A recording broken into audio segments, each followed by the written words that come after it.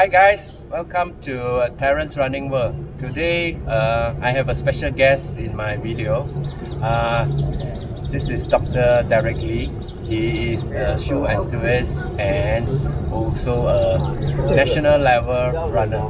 Yeah, today we had the opportunity to try 3 shoes from Anta, and the shoes is the C202 5GT, which is a designated cadence type kind of shoe, and the other one is which looks pretty similar. It's actually the C202 5GT Pro. This is the shoe where the lady runner in Berlin this year, she got 3rd position running in this shoe. Then lastly, is the Bukele shoe. This is the C10 Pro. It's a shoe that Bukele got 4th in the recent Valencia marathon. Okay, well, much further ado, let me introduce you to Derek. He's going to tell us what his impression after running in these 3 shoes today. Let's start with the junior shoe first. Let's start with the Cadence series of the C202 5GT. Okay, Derek, can you tell us what do you think about this shoe? Okay, so the main thing to know about the shoe is that it has a dual density foam. So the top layer is a bit softer, a bit springier. The bottom layer is a bit firmer and more stable. I think it feels the most like a traditional up-tempo kind of shoe, that you do get quite good bounce in the forefoot, but in the heel is still quite firm, quite stable. It's still cushioned, but you don't really get much energy return. So in terms of running, right, actually when you get up to workout paces or higher speed under 4-minute pace, the bounce actually gets much better. So you feel much smoother and more propulsion through the forefoot. But when you're going at a slower pace, maybe 4:35-minute pace, right, then it feels like just a normal trainer actually.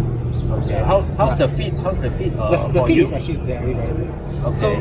So I think Anta, the fit in general feels a lot like the traditional Japanese shoes, Mizuno, Asics. It fits Asian feet very well. So you can see the forefoot, right, is actually quite wide compared to a lot of the European brands. Yes. Yeah. And so the overall fit for most people will be quite good. It will probably be true to size for most people. Okay, that's nice. How did you find the comparison with the Pro model? I mean, you are actually the owner of this Pro. I am not so sure how many is it available in Singapore. Actually, it's not available in Singapore officially yet. So Derek got this from China. So let's hear about it. So one of the main difference between the Pro and the non-Pro version, right, is first of all the Pro uses full nitro edge foam from the top and the bottom. So the whole shoe feels actually a lot bouncier. Even at jogging pace, you can tell the heel is bouncier, the forefoot is bouncier. The drop difference is also a bit more. This version, 8mm. Yeah, 8mm. This one is actually officially 5mm drop. Yeah. So I think it's similar to, like, for A6 you have the Metaspeed Edge and Metaspeed Sky. So this is roughly the difference here also. Another big difference is the plate shape. So this version has a very common, popular now kind of spoon-shaped plate. Yeah. So it helps you to roll through when you land from the midfoot to the forefoot. Whereas this one, the plate is actually flat. You may think that actually a flat plate doesn't work so well. Some brands, they use a flat plate and the shoe doesn't transition very well. But for this shoe, I think that there's a bit of flex for the plate, and you don't find that the shoe it feels very flat. You actually still get very nice bounce through the forefoot when running in it. The only thing I would say is maybe it will work better for midfoot to forefoot striker, because the drop is a little bit lower, right? So if you are landing on the heel first, you may have some trouble transitioning through. Do you find similar to this A6 Metaspeed Sky Plus? Yeah. So probably closer to the original Sky. I was telling a lot of people it's very similar to original Sky. Yeah, original Sky actually very hard to find now. A lot of people like the original Sky more than Sky Plus, because Sky Plus the foam is a bit firmer, a bit less forgiving for the average runner. Pro Runner may be different. But because it's softer and bouncier, right, it feels a lot like original Sky. Maybe a little bit less stack than the original Sky, because the original Sky is slightly higher stack now. Yeah, but this is also lighter than original Sky. I'd like to ask a very layman question to Derek. He is a sub 3 runner. In fact, PB at 239, right? Yeah. 239. Okay. So I want for a normal runner like myself, which one he actually recommend? I would say. I think if you are running maybe for full marathon around 3:30 to 4 hour pace, Yeah. probably this one will be better. The K10 one, the normal 5 GT. Yeah. The reason is because this one is very soft, right? And you will feel a little bit unstable around the corner, in both the heel as well as the forefoot. So when I run around the sharp corner, you feel that the shoe is tipping a little bit over on the edge. Yeah. Okay. Then if you get tired, I think towards the end of marathon you want a bit more stability. Especially the heel, you were saying that this is on a firmer heel. Yeah. So it may be a bit better. And also I think at the end this has probably a bit of roll assisted since this has a drop about 8 mm, which is quite traditional. Yeah. Okay.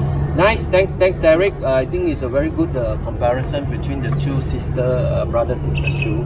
Now maybe we can go to this ridiculous colorway, which is actually a very nice shoe, and Derek actually got a chance to run in it this morning. I think he's pretty happy with this shoe. Let's listen to Derek and hear what his comment is. This shoe is the main foam is a little bit firmer than what you find in the other two shoes. Yeah, I would say that this is a different foam. Actually, this is a formulation quite different from the natural edge foam.